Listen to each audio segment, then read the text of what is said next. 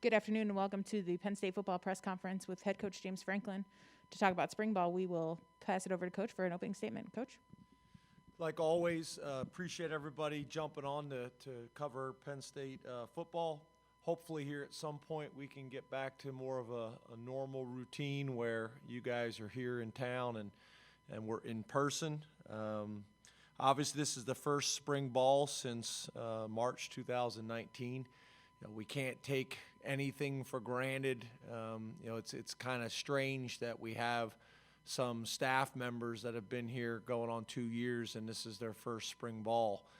Same thing with some players, in their first spring ball. So we can't take anything for granted. That really was somewhat or fairly inconsistent across college football last year, as well as in our own conference.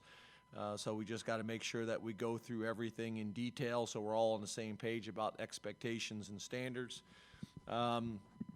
Obviously some things that we want to get accomplished is confidence, chemistry, and leadership, probably big picture deals, offensive ball security, defensive ball disruption. We always want to take time to teach situational football and go through that in detail so we're all on the same page. And then we really want to create, the way I describe it, a 2.5 deep on defense, a 2.5 deep on offense, and a 2.5 deep on special teams. So what I mean there is, say at defensive end, you got two positions. You really want to feel confident that you have 5 players that you feel really good about, a first team, a second team, and then, a 5th swing guy. That's really at the minimum of what you would want, pretty much at every position, especially, when you're talking about, a 2.5 deep, just so make sure everybody understood what I was talking about there. And that's offense, defense, and special teams. Academically, we've done some really good things. We had 29 student athletes earn academic All Big Ten in 2020. Had a team GPA of a 3.37. We had 86 guys with a 3.0 or higher, 37 guys with a 3.5 or higher, and we had 5 guys with a 4.0. So I want to continue building on that. From a physical standpoint, it's the biggest team that we have had. We're 4 pounds heavier than both the 2016 team and the 2020 team. Our team average weight is 241 pounds, essentially. We do have some positional changes that I wanted to make you guys aware of. Sebastian Constantini from cornerback to safety. He's a guy that's really, doing some nice things for us. Got tremendous testing numbers. We feel like that's going to get him more reps in practice and hopefully a role on special teams as well. Zariah Fisher from linebacker to defensive end. We had recruited Zariah knowing that he could play linebacker, but also thinking that, he could be a swing guy based on his length and athleticism to defensive end. He's excited about that. We're excited about that. Alex Furmanek, who's had a great offseason, came in as a linebacker, has moved to defensive end, and now has moved to defensive tackle. Put up some crazy numbers in the weight room testing last week and continues to do well. We're really excited about him. And then Dominic DeLuca from safety to linebacker. Some of these positional changes could be short-term. We'll revisit them after spring and summer camp. But again, that was an opportunity for Dom DeLuca, a guy that we're excited about. Was Mr. PA in the state last year, but an opportunity for him to get more reps in practice as well. Obviously, the hires of Mike Yursich, Ty Howell, and Anthony Poindexter, feel really good about all 3 of those moves that we made in the offseason. Feel like not only have they jumped in with both feet, from a football perspective, but also culturally have been great fits as well. I've known Anthony Poindexter for a long time, and I've tried to hire him on several occasions. So this worked out really well. Mike Yursich, I think you guys know we've been involved, with Mike for the last couple of years. And then obviously, we were able to interview Ty Howell for over a year on our staff and been really impressed with him. With Ty, it kind of leads me into the next point. It's pretty cool right now that we got 6 Lettermen, Penn State football Lettermen on our staff with Terry Smith, Ty Howell, Deion Barnes, Wendy Laurent, Alan Zamitis, and Todd Kolka. So really cool. We got 6 of those guys in our program that can provide tremendous information and insight from a historical, from a tradition perspective, and excited about having those guys. So appreciate everybody's time again. Excited about getting out there for the first day today. The weather's a little deceiving because the sun is bright and beautiful, but it's still a little bit chilly. But we're really looking forward to getting out there. Tyler Donahue, and then we will go to Bob Flounders. Hi, James. Good to see you. Hey, Ty. How are you, man? I'm doing well. Wanted to get into the quarterback room with Mike Yurcich a bit. You mentioned hiring him. Big part of that is elevating that QB room. What have you seen through a couple months here? What is your anticipation for what can be accomplished back on the practice field? And what's the challenge, obstacle involved with only having 3 scholarship quarterbacks at this moment? Yeah, so Mike's done a nice job. Obviously, you look at his his history, not only on offense, but to your question specifically at the quarterback position. So that was a big part of that. Obviously, 2 years ago, obviously won a lot of games with Sean. There was a lot of buzz and excitement about what he was doing, and we want to build on that. And then obviously, being able to evaluate, coach, and develop both Taekwon and Vayu's going to be important. I also think there's some opportunities as well for us to still kind of look into the transfer market from a competition standpoint, from a depth standpoint, from a lot of different perspectives. But it's got to be the right fit. And it's got to make sense from a lot of different levels. But I know Mike's really excited about it. I know our student athletes are really excited about it. We've taken a very aggressive approach this whole off season. From what we're allowed to do from an NCAA and from a Big Ten perspective, and I expect us to go out and practice like a veteran team. We've been able to keep a lot of the terminology the same, in Penn State's offense and what we want to do moving forward, and I think that's helped us. So, we're in a good place. I expect us to practice really well, but I think obviously, come the end of spring, we'd like to have a pretty good idea of who our first team, second team, and third team quarterbacks are. And then also, what do we need to do, whether it's transfer portal or whatever it may be. Do we feel like we need to go out and bring another guy in? Because you'd like to be at 5 scholarship quarterbacks all the time. I think you can get away with 4. 3 gets a little dicey. So, we'll see how that goes, and we'll communicate all those things, throughout our program. Greg Pickle, Penn Live. Ben Jones, you're on deck. Hi, James. How you doing? Good, Greg. How are you, man? I'm doing well, thanks. Hey, I'm curious what your plans are for the blue-white game this year, if you'll have one, and if not, what you'll be able to get with that 15th practice if it's not a scrimmage like that. Yeah, I think there's some discussions right now going on with that at the university level, with our administration as well as the administration on campus in Old Main, and just making sure we're all on the same page. I think for us, our entire focus is on what can we do to best position us for next year. We want to try to be able to get back as close to normal as we possibly can for next season, and I think a lot of things are trending in that direction nationally as well as within our state. So that's kind of our focus. From a football strictly perspective, the things that I'm most comfortable speaking on, we will, on our Fridays and Saturday practices, we will scrimmage. We will, get those opportunities. In some ways, a final practice or final scrimmage, however you want to put it. A lot of times those things in such a public setting like that are pretty vanilla. This would allow us to have, a true 15th practice where we're we're putting everything out there from an evaluation standpoint as well. But there's still some conversations that are still being worked through, and we hope to make an announcement here sooner rather than later. From a football perspective, from an athletic department perspective, and then obviously always aligned with President Barron and Old Main. So we'll wait till that's announced from that perspective. Ben Jones, statecollege.com. T. Frank, you're on deck. Hey, James, how's it going? Good, Ben. How are you?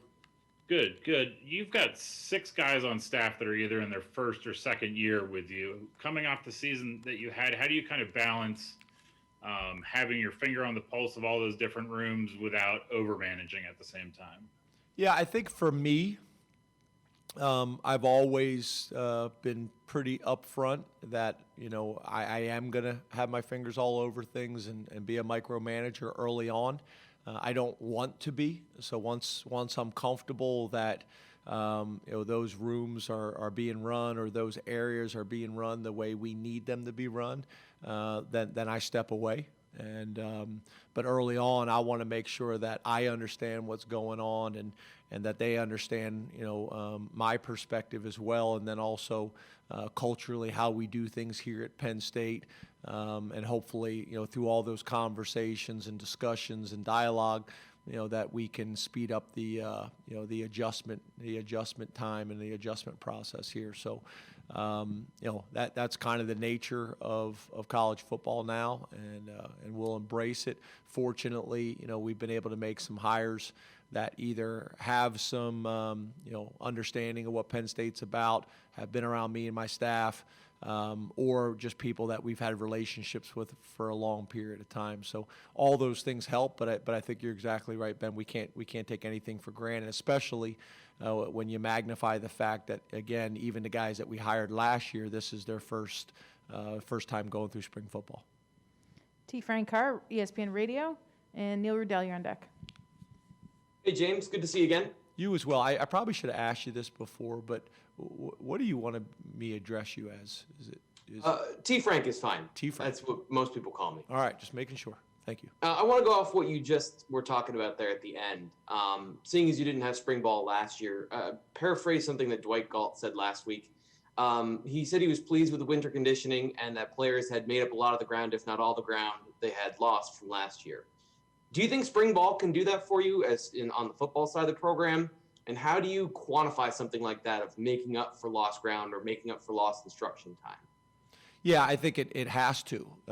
You have no other choice. If you look again nationally and not only in our own conference, you look at the teams who had either all of spring ball or some of spring ball, there's a pretty strong correlation, with last year. So yeah, I think we're definitely approaching it that way. Same thing with camp. We're going to have to take a similar approach when we get to summer camp because we did not have a traditional summer camp last year as well. So yeah, we're approaching it, as if this is a tremendous opportunity to build our team from the ground up, like we always do in more of a normal kind of routine and a normal calendar and a normal model. But again, to your point, there are some differences there, and we really should have took last year as what an unbelievable opportunity to learn under very challenging circumstances, but also an opportunity to learn and get better. Neil Rudell, Altoona Mirror, Rich Scarcella, you're on deck. Hi, James. Hi, Neil. Since the last time we gathered, the Board of Trustees approved a substantial increase, for improvements, the Lash building. And I'm just wondering if you could describe, in general, the support that you feel from the board, former players in general, and Jay Paterno went on record as opposing it. I'm wondering whether you feel you have his support or how much relationship there. Yep. I'm really excited about practice today, for spring ball. We're excited about that we continue to, make strides, from a facility standpoint and all the things that we feel like we need to do to continue building Penn State football. And and what Penn State football means to the community and what Penn State football means to the athletic department and the university as a whole. And the support has been great. Obviously, the decision to keep the project moving forward was great. I think the other thing, obviously, is this was voted and approved upon, I think, over a year ago. So it's great that we can continue making progress. And again, we're excited about getting out for spring ball practice today, and that's where our focus is.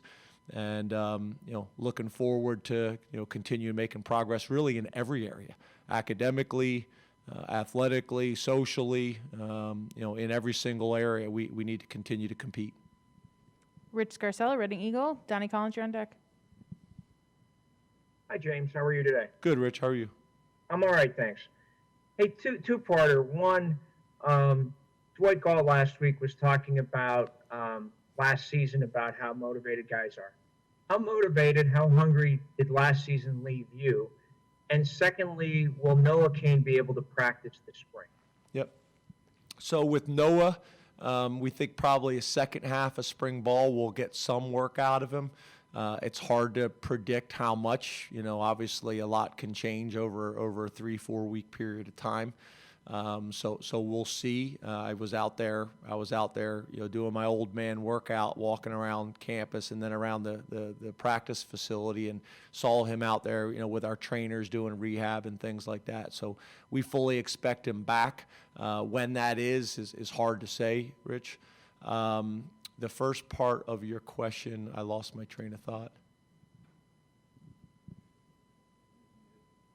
We're working on it. Go ahead, Rich. Rich is muted still. How about now? I got you. Sorry about that. I said Dwight last week talked about guys being motivated. Oh, yeah. Yep. How did last season leave you? How motivated, how hungry last season? Yeah, I think in general, I'm always raring to go and really motivated. I think obviously last year, was an unbelievable opportunity to grow and learn and be challenged in a way that we've never been challenged before. With how the season went, with some of the off the field things that we were dealing with, from a flexibility standpoint, just a change of normal routine. So, in any situation, whether it's positive or whether it's adversity, you gotta grow from it and you gotta learn from it. And for me, I probably grew as much, both personally and professionally, as I have in 26 years of doing this. And that's how, to me, you should approach it every single year. There's tremendous lessons to be learned last year. You have to take the time to think about them, to study them, to be very honest with yourself and transparent. Same thing with the coaches and the staff and the players. We all have to do that. So I think people are really motivated, but for me, I wouldn't necessarily say it's a chip on the shoulder or anything like that, but there was tremendous lessons to be learned. And I look forward to taking all the success that we've had over the 9 previous years, and then also the challenges and adversity that was brought forth last year, and taking all those experiences and holistically, getting better, and using them to take the next step here at Penn State football. And today's one of those steps. Donnie Collins, Scranton Times-Tribune. Audrey, you're on deck. Hey, James, good to see you again. You as well. What do you feel you need to see out of Christian and Taekwon this spring? And you mentioned earlier finding a fit at the position in the transfer portal. How difficult is that to find a quote unquote fit at the quarterback spot? Well, I think it's challenging. I think first of all, we want to see Taekwon and Christian. We want to feel like that we could put those guys in a game and win with them. Based on what they do in practice, and there's still a lot of time between now and next season for them to do that. So that's going to be the emphasis in meetings and in practices and in scrimmages and those types of things. You just want to see them, taking steps every single day in how they go about their business. And then, again, from a transfer portal standpoint, again, it's about going out and finding a guy that can come in and compete and has some experience. And again, we'll see how that goes. But we're open to the topic, and we're open to discussing it. But we got to make sure that we're bringing the right person in here. Not only from an academic fit, but from a cultural fit, and also, from a competitive perspective as well. So we're not just going to bring somebody in to bring somebody in. We got to make sure that it all makes sense and everything's been communicated and understood. Audrey Snyder, The Athletic. Corey Geiger, you're on deck. Hey, James, staying with the quarterbacks there. Do you anticipate Taekwon getting any first-team reps this spring just because he hasn't had that experience, maybe if it's a day off for Sean or something like that? Or how do you kind of envision that playing out this spring? Yeah, we want to get, all those guys, reps. It's all going to be based on how practice goes. If somebody puts themselves in a position to earn more reps, with whatever group it is, then we'll look at that. But right now we just want those guys all to go out there and have a chance to get better and build their own confidence, but also build the confidence in the coaching staff and their teammates, that they're ready, when their number is called. But we'll see how that plays out. For me to sit here and say who's going to get reps with what group, we'll just see how that plays out. It's all going to be based on production. And progress that the guys are making on the field and in the meetings. Corey Geiger, Nittany Sports Now. Joe Giuliano, you're on deck. Hey, good afternoon, James. Hey, Corey. I'm hoping you can indulge me here because basketball is in the news today. Football obviously brings in a great deal of money for Penn State. Given that you have a self-sustaining athletic department, what are the challenges of making sure that football gets all of the resources that it needs, while also maybe making sure that men's basketball can get the resources it needs to succeed at a high level? Yeah, I can't speak on other sports and those types of things. But obviously at Penn State and specifically with Penn State football, we understand the responsibility that Penn State football has, again, on campus, in the community, and within the athletic department. But we understand that, obviously, other sports and the magnitude of success the other sports have had here. You can go on the success that other sports have had on the field. We're all in this thing together, so obviously the more programs that have an opportunity to be successful at Penn State, we want to feel like that we help in that, and that we play our role and play our part in that. But besides that, those questions probably aren't specifically for me. But I want to make sure that we're doing everything we possibly can at Penn State football to be successful for our program and for our players. But I also understand there's also a responsibility to the rest of the athletic department and for the community and campus as well. Joe Giuliano, Philadelphia Inquirer. Mike Gross, you're on deck. Hi, James. Hey, Joe. How are you? Good, thanks. How are you? Good. You mentioned you lost, obviously, some very good talent at defensive end, and you talked about getting back up to 5. And I wondered what kind of role Nick Tarburton would play in that competition, and how have you seen his progress in the first 2 years in your program? Yeah, I'm a big Nick Tarburton fan for a lot of different reasons. How he's gone about his business. The whole family, mom and dad, have been unbelievably supportive. The kid has, really faced a decent amount of adversity, has not been, healthy, knock on wood, consistently since he's been here. He's had an unbelievable offseason for us right now, not only from a health perspective, but from a physical perspective, from a leadership perspective as well. We're expecting him to have a significant role on our defense and on our team. This spring ball will be really important for him. But he's had a tremendous off season, and we're really excited about him. He's another one of those guys that we discussed earlier, very similar to, probably very similar to a Zariah Fisher that we recruited as a big linebacker that could grow into a defensive end possibly. We'll just see how the genetics work out once he gets on campus and how his body reacts to the strength and conditioning program and the nutrition program and all those types of things. And here he is. Here he is in a position to have a big year for us, and we need him to, based on the points that you brought up earlier, Joe. But I think I think the biggest point for him is he's as healthy as he's been since he's gotten on campus. Mike Gross, LMP News. New bias, Wilborn, you're on deck. Good afternoon, James. How are you? Good, Mike. How are you, man? Good, thanks. When you were talking earlier about how much you learned from the last year and all of that, it sort of reminded me of how many times you shared with us about the situation being separated with your family. And I wonder if, to the extent that you're comfortable, you could kind of update us on where that stands and how you feel about that. Yeah, that was a big thing. I always knew I was a family guy. Obviously, going through last year, it magnified that.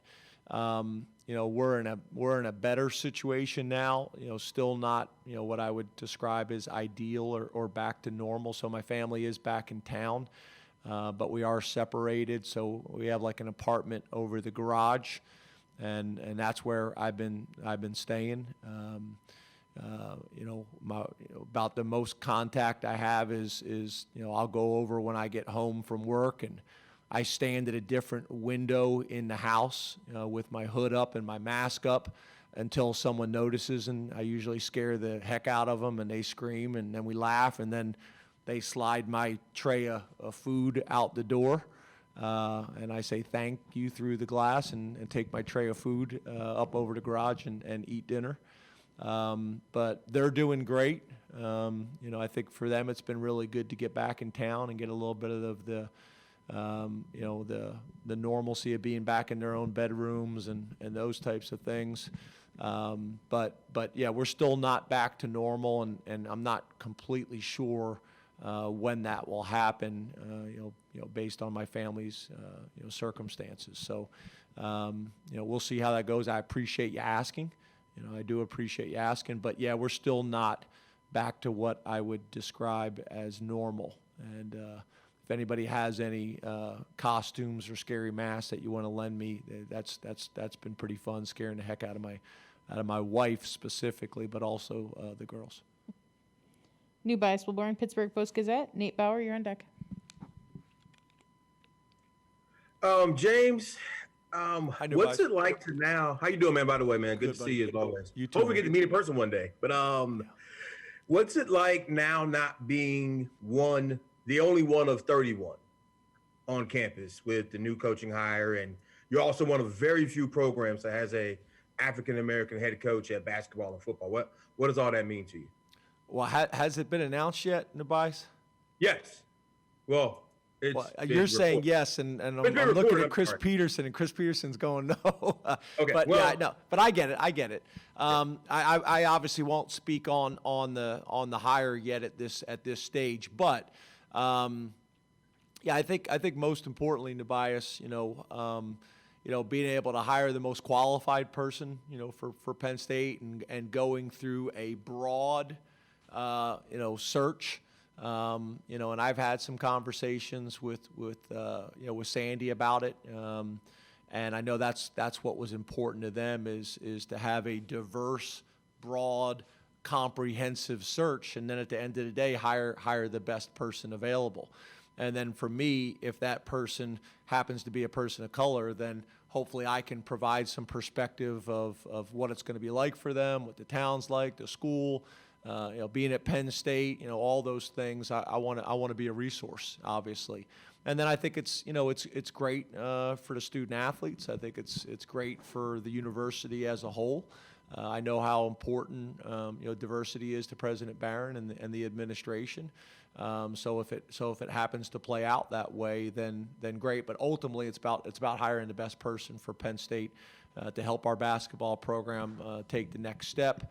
And back to the question that we had earlier, about, how great is it going to be, when football and basketball are both competing at an extremely high level and have an opportunity to make a significant impact in the community, on the economy, both in town with the hotels and restaurants, and the same thing, on our campus as well, and specifically in our athletic department. So, whoever is hired, I look forward to partnering with them and helping them in any way I possibly can. No different than Russ Rose has done with me, or Erica Walsh has done with me, or Kale, or so on and so forth. We try to support all of us. Nate Bauer, Blue White Illustrated. Frank Bonanni, you're on deck. Hey, James. I have kind of a two-part question for you. The first is the progress or the development of last year's true freshman class, where you kind of feel like they are. You expressed some concern about their experience being under these, different circumstances. And then whether or not anything that you learned about how you handled them has been applicable to the early enrollees that you currently have on campus. Yeah, so I think if I'm right here, I think we broke a school record last year with if you take the percentage of offense that was attributed to freshmen last year with Parker and Keandre and Kevon and Keziah and probably even Theo and a bunch of other guys in there. So we got to continue to build on that. Obviously there was a lot of things that went into last season that affected that. And obviously, we need to benefit from that experience this year. On top of that, we seem to be having more and more of these high school recruits that are planning on coming at mid-semester. So we got a large number of guys that came in at mid-semester, whether they're high school recruits or whether they're transfers or whatever it may be. So we got a youth-filled roster, but a much more experienced roster that we're depending on this year compared to last year. So I think it's going to be interesting to watch these guys take the next step this spring ball, and then be able to get feedback from their coaches as well as me about what they need to do over the summer to continue to progress and grow. And for us, again, back to that 2.5 deep of figuring out how many of these guys that just got here, that came in early or are returning from next year, are going to factor into that discussion. And then there's going to be a couple guys that, maybe this spring they're a little bit overwhelmed their first time on campus, but it will still lay a foundation to allow them to compete during summer camp based on going through this experience. So we'll see. It should be interesting. It should be fun. And, we look forward to evaluating them. Frank Bodani, York Daily Record. John Petishnock, you're on deck. Hi, good afternoon, James. Hey, Frank.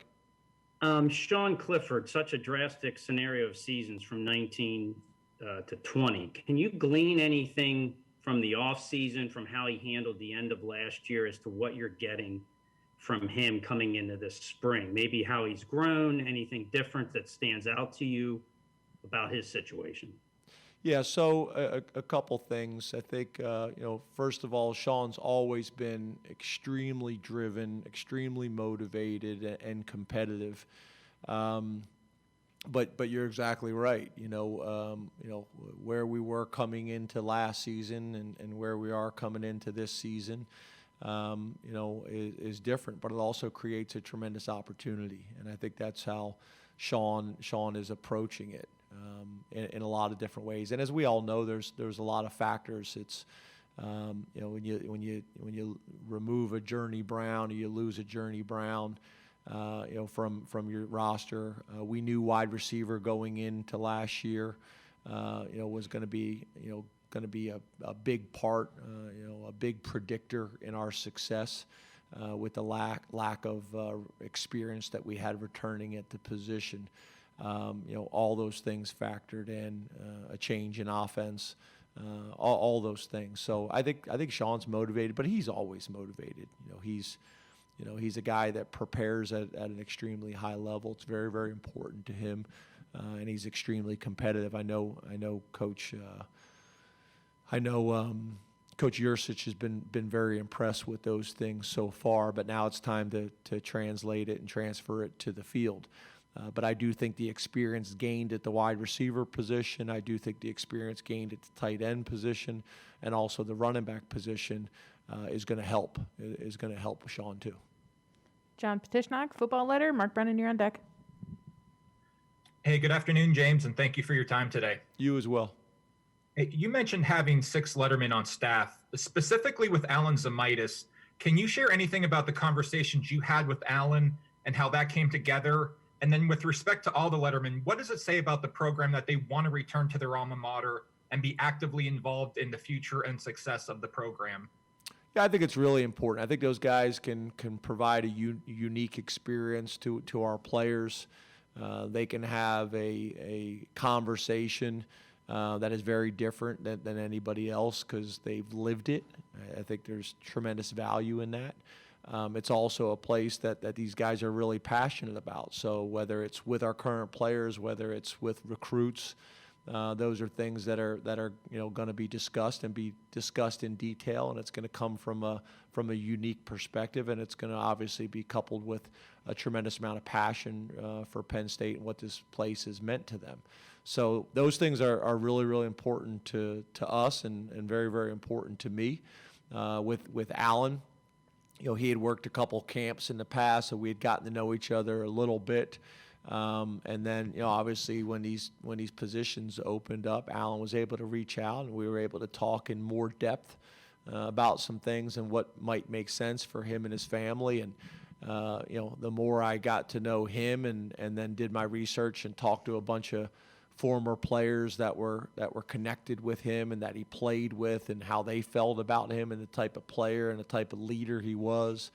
I talked to Wayne Sebastianelli about him as well, about his experience with Alan as well. So there's tremendous value in that. And when you can find guys that this is where they want to be and they're passionate about it and can bring that unique lens to our program, it's a win-win. Mark Brennan, lines 247, and Daniel Gallen will have our last question. James, you have some turnover on the interior of your offensive line. What are your options there, specifically at center, where you had Menet for a few years there? Thanks. Yeah, so we feel good about kind of the guys that we got to work with and the guys that have had some reps in there. We got some pretty experienced players, although to your point, obviously losing a great one like Michael Menet and Will Fries in more of a swing role between tackle and guard. But, when you take a Des Holmes and a Anthony Wiggin and a Miranda and a Dawkins and a Scruggs and a Wormley, and then even some guys, like Traore as a redshirt freshman and Nate Bruce as a true freshman that graduated early. Zayler's a guy that we've been very impressed with. So we got a good group of guys in there, different experience level, different eligibility. But we got I think a pretty healthy group of names in there to come in and compete this spring and try to give us a little bit, clearer picture. A guy like Kate Knutson and Conegus are also guys that have earned a lot of respect around here about how they've gone about their business. So it should be exciting. And then, I think some of our tackles provide some swing opportunities as well. So we'll see how all those things play out. Daniel Gallen, Penn Live. Hey, James, how you doing? Good, how are you?